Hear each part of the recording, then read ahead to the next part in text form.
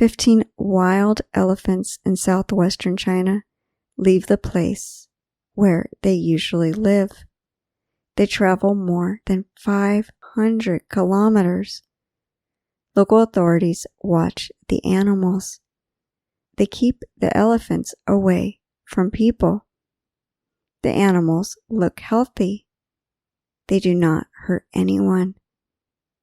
They walk through fields. They destroy crops.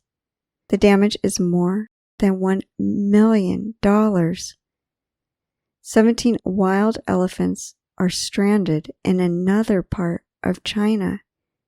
They cannot go across a river. Too much water is in the river in summer. The elephants go to a special place. Farmers keep crops there. They care for them. They make them grow better. The elephants destroy some special plants.